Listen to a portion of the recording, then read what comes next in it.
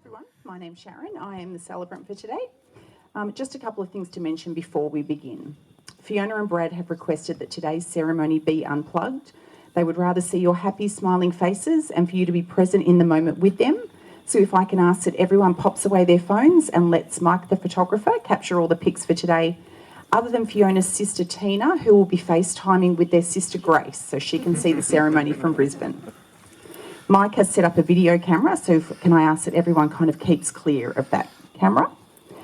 Can I also ask that no photos or videos of the bride and groom be shared on social media until Fiona and Brad have had a chance to do this in the coming weeks? While we are signing the certificates at the end of the ceremony, some of you will be given petals, the petal cones. As the couple make their way back down the aisle, can I ask that you throw your petals high into the air as they walk back through, not directly at the couple. It does happen. Immediately after the conclusion of the ceremony, there will be a group photo and also individual photos. Can I ask that everyone stays in this area so that we can get the photos done as quickly as possible, and then you can all go and start celebrating with Fiona and Brad. And drink lots later. I won't add that. I'm sure they will. Yeah. We know.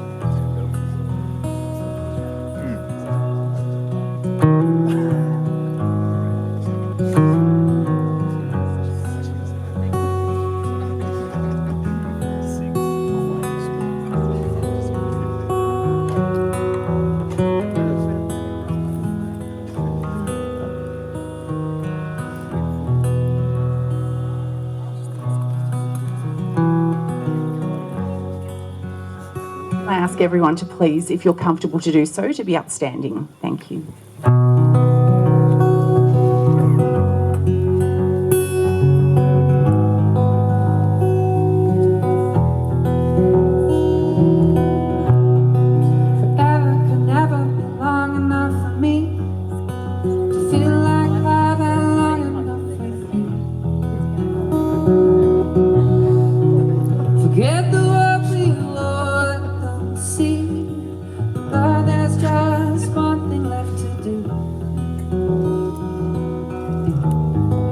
That the weight has lifted, love and surely shifted my marry me today and every day. Marry me if I ever have the nerve to say hello. Much as they do.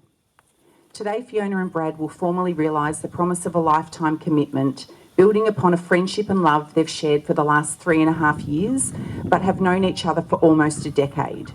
You are here because of the integral part you play in both of their lives, and for this they are truly grateful. Fiona and Brad would like to thank Fiona's mother Mona, father John and Brad's mother Carolyn for all the assistance that they have provided, not only with the wedding, but all the love and support they have shown them over the years. Doubly blessed are the couple who can embark on their new life together as a married couple with the blessings of their family and friends. Father of the bride, John, I now ask, do you give your blessing for Fiona and Brad to today become husband and wife? I do. Thank you. Thanks. I'm sure they're relieved now. Fiona and Brad are excited to be able to share today with you all and want to acknowledge those who would have loved to be here today but could not make the trip. Fiona's sister Grace, who is currently heavily pregnant, and her husband Lionel, and also to Fiona's grandma Amar, who is unable to fly but I'm sure is in their thoughts today. Also their fur babies, Millie and Brian, who would also have loved to be here greeting and licking everyone, but who are home today having a nap. They would also like to thank everyone who has travelled today to share this with them. Those who have come from Brisbane, Sydney, Adelaide and Canberra, and also everyone who has wagged work today to celebrate with them.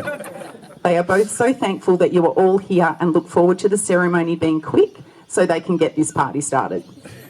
Let's take a moment to introduce the bridal party, who are looking gorgeous today. Fiona's maid of honour Ebony and her bridesmaid Danielle. Fiona is so pleased that you are both here with her, helping her to make this day special.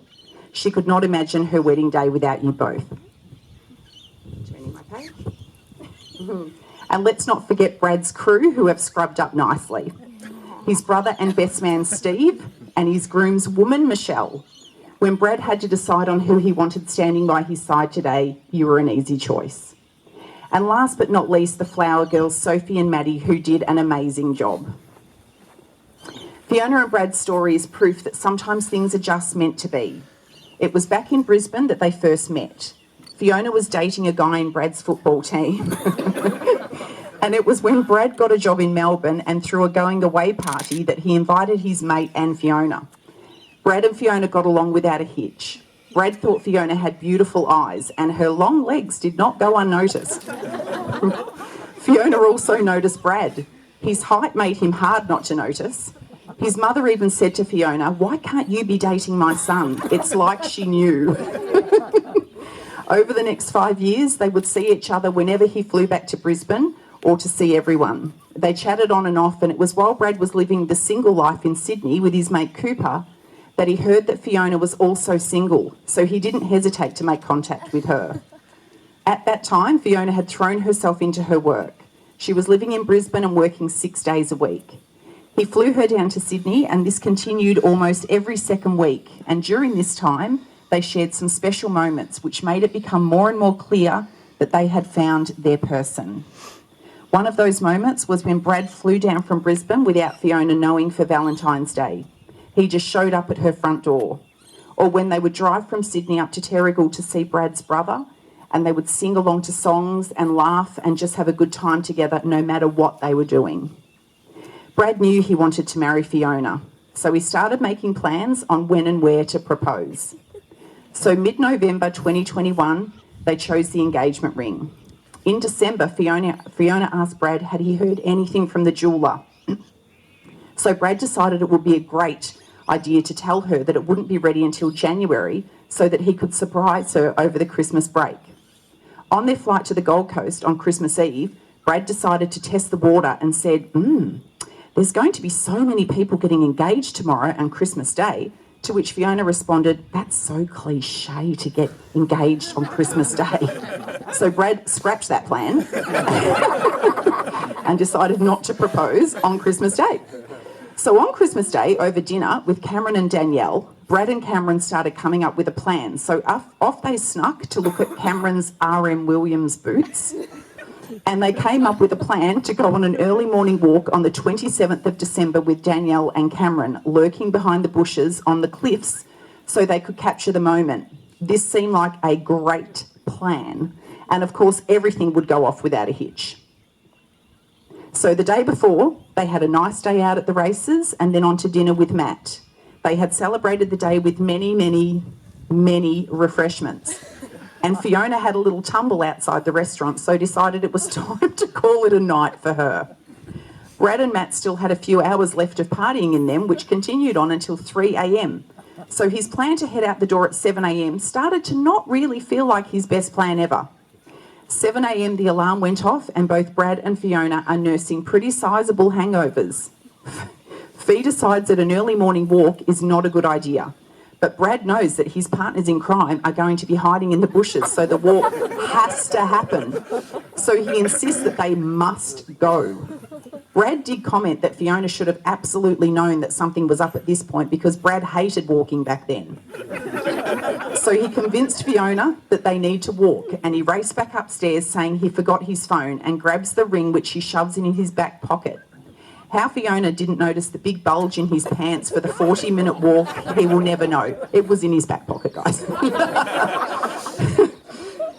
As they started approaching the spot, Fiona noticed a beautiful little romantic picnic set up with candles and champagne. She mentioned that she didn't think they should be there, as obviously this was set up for a private moment for someone else. Brad starts to go into panic, not wanting to stuff it all up, and simply throws himself down on one knee. But no words came out of his mouth. He was so nervous, and all he could manage to say was, "I can't wait another minute. I love you." Danny and Cam managed to capture the moment, and Fiona then realised that the picnic and champagne were for them to enjoy. Fiona clearly said yes, as here we all are today. There was no question that Fiona wanted to spend the rest of her life with Brad. How could she not, with his inappropriate humour and his ability to make her laugh no matter what? That he is strong and makes Fiona a stronger person, and that they work great together as a team. Brad helps build the strength of each of them, and Fiona brings the empathy and softness. Brad can make a decision. Fiona apparently can be a little indecisive, but he also does have a tendency to ask Fiona where something is without even looking for it himself. He also leaves the toothpaste lid off, which drives Fiona insane. But Brad is caring and generous and is always looking out for the people that are closest to him. He brings love and laughter into their home. Brad loves that Fiona is incredibly selfless and always puts others before herself. She is a wonderful person, and he is incredibly grateful to be a part of her world. She is attentive, supportive, indecisive, spontaneous, and it doesn't hurt that she is stunningly beautiful. She is the best poor parent to Millie and Brian and is so attentive and gives them so much love, which makes Brad know she will make an amazing mother one day. And although she can be clumsy, she has a tendency to break many things, including phones, watches, headphones, mugs, water bottles, and has been known to burn herself on more than one occasion on the induction cooktop, and apparently can't make fried rice to save her life. But there is no one else in the world that Brad would rather spend the rest of his life with. They have created some amazing memories over their 3.5 years together, which included surviving a long-distance relationship. They both look forward to continuing to keep fit, enjoying the footy every chance they can, with hopes that Brad will one day convince Fiona to become a Collingwood supporter.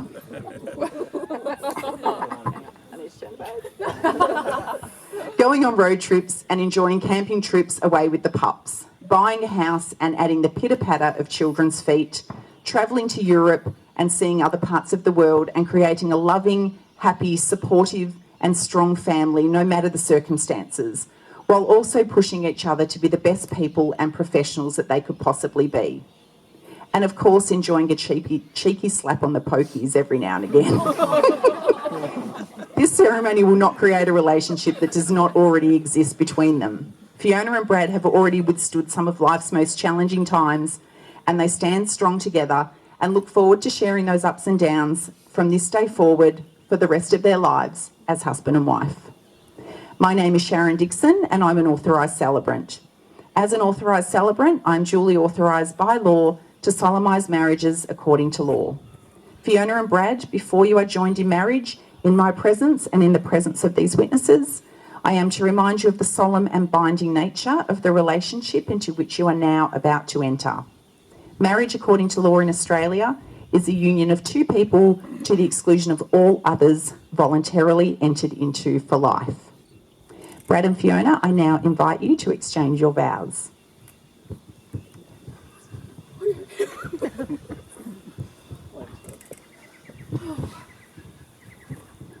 Oh, God. Bradley, it's been 9 years since we met on that fateful night at the Manly deck. The first thing I noticed about you was, of course, your height. Because who doesn't? But your fun, loving, and generous personality shone through that night. Who would have thought that we would be standing here promising our lives to one another? We went from friends to being in a long-distance relationship, flying from state to state, to being isolated together in a small studio apartment where there was nowhere to run from your snoring, and then moved to Melbourne only to endure the longest lockdown in the world. But I wouldn't have had it any other way. If we can get through that, we can get through anything.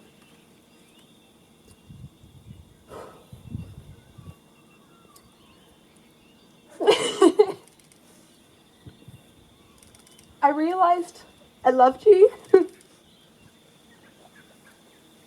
one day when we were in the car picking up some firewood for your brother's place.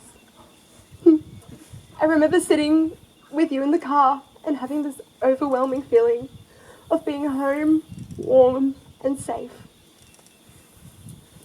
I love the way you are so generous and genuinely care about the people around you. You go above and beyond for all the important people in your life, and I truly admire this about you. I love your strength and determination. When you set your mind to something, there is absolutely nothing you can't do. I can't wait to be by your side to see what else you can achieve in your life. I love your family and how welcome they have made me feel. And I love how easily you have fit into mine. I love that your spontaneity perfectly fits with mine. I love our adventures in escaping the world with you. I love how you make me feel so small and loved in your arms. I love that you can make me laugh even when I'm mad at you. I love the life and family we are building and can't wait for our forever. I love that you let me be the man in our relationship occasionally, mainly to fix something or to set up a tent.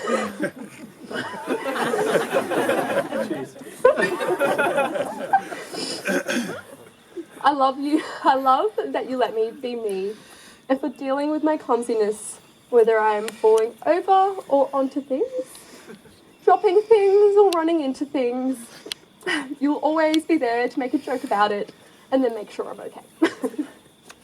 But the thing I love the most is you.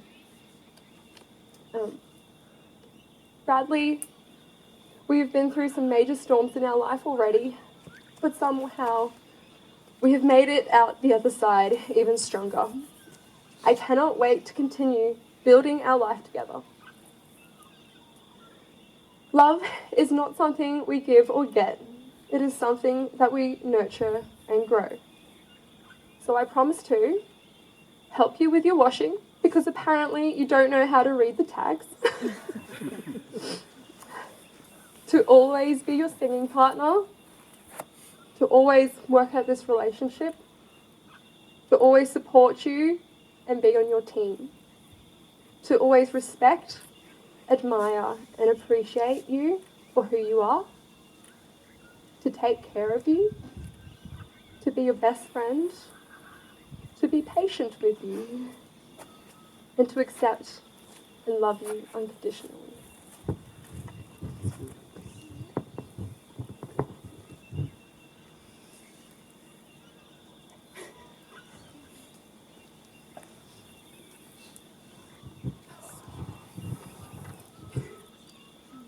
Alrighty. Fiona Grace, Pauline Bennett. I find it very fitting that I begin writing these vows from Melbourne while you're in Brisbane, as being apart during the first stages of our relationship was something we had to navigate. As I reflect on our journey so far, I feel a pure sense of belonging and destiny. From the very moment we first met at that infamous party in Brisbane, there has always been something about you that has excited me. As our friendship evolved and developed over the years, my feelings for you grew, and now knowing that I'm in the privileged position of becoming your husband, I am forever grateful that you were at that party. All of the memories we've shared over the years are impossible to capture in these vows. However, the ones that come to me straight away are not the extravagant things that we have done. It's the small, meaningful things that leap to the forefront of my mind. Like the time we drove around Melbourne until 4 a.m. in the morning, purely because we didn't want to go back to the separate places that we were staying. Or that period that we went through where we had a putt-putt golf challenge between ourselves. Or the countless coffee crawls we did on weekends in Brisbane. It's the simple yet memorable moments that make me realise that it's not what you're doing in life that matters, it's who you're doing it with. I'm extremely thankful for all the memories we have created together and for all the moments we will have in the future, including today, our wedding day. Whilst there are many things I love about you, your selflessness, compassion, commitment to caring for others, as well as your energetic and spontaneous nature are the attributes I love about you the most. You're also very good looking, often make me coffees in the morning, and won't say no to going to the footy. For me, marriage is about symbolising the love of two people and forging a lifelong commitment to one another to always support, guide and challenge each other to reach the fullest of their potential, whilst always providing a happy, safe and loving environment. Fiona, I promise to uphold this commitment to you and our family for the rest of my life. I spoke earlier about a feeling of belonging and destiny, and there is no better way to summarise these feelings than in one sentence. You're my staircase to the moon. I love you.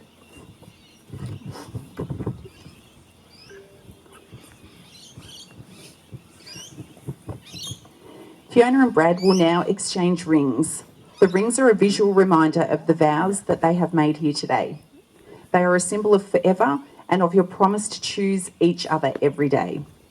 There are 3 rings of marriage: the engagement ring, the wedding ring, which you are now about to receive, and then there's the suffering, but that comes later.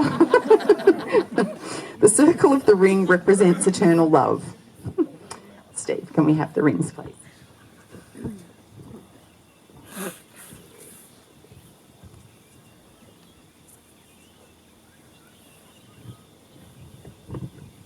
Fiona, as you place the ring on Brad's finger, please repeat after me. I call upon the persons here present to witness that I, Fiona Grace Poling Bennett, take you, Bradley Graham Fenton, to be my lawful wedded husband. I give you this ring, which to me is a symbol of my love and commitment to you. Sorry. Took it way too soon. Please step out of the way.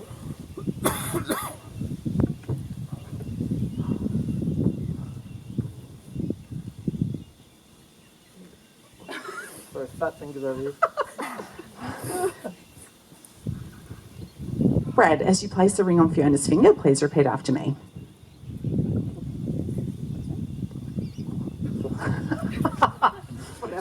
Sorry. Sorry, time delay. I call upon the persons here present to witness that I, Bradley Graham Fenton, take you, Fiona Grace Poling Bennett, to be my lawful wedded wife. I give you this ring, which to me is a symbol of my love and commitment to you.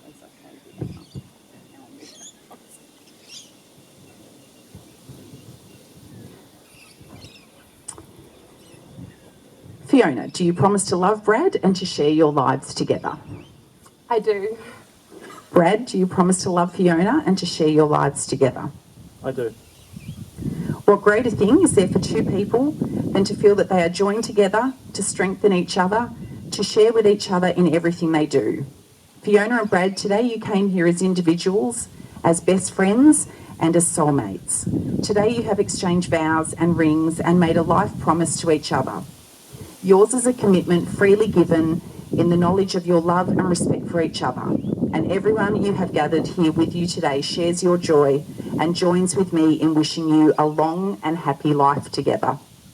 John Lennon once said, "A dream you dream alone is only a dream. A dream you dream together, that is reality. And for you both, that reality starts now." In the presence of the witnesses here, it is my great pleasure and honour to pronounce you husband and wife. You may now kiss your bride. Yes, clap.